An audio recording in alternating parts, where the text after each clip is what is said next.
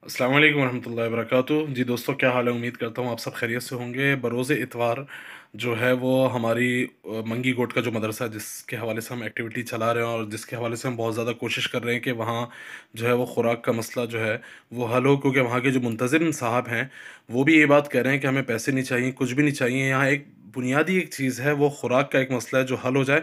तो हम उसी हवाले से कोशिश भी कर रहे हैं और लोग उस हवाले से अल्हम्दुलिल्लाह ताउन भी कर रहे हैं। अल्लाह ताला उन सबको दुनिया आखिरत की खुशहालियाँ अता फ़रमाए।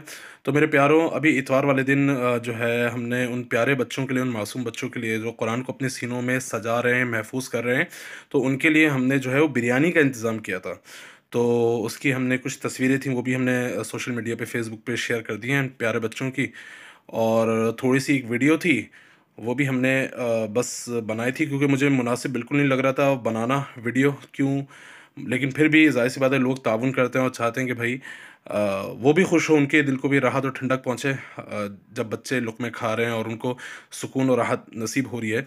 तो छोटी-सी एक वीडियो हमने बनाई थी, वो आप देखें। आगे इंशाल्लाह वो वीडियो हमने लगाई हुई है।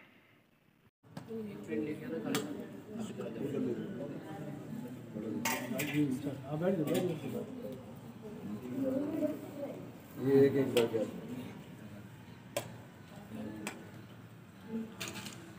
एक एक बार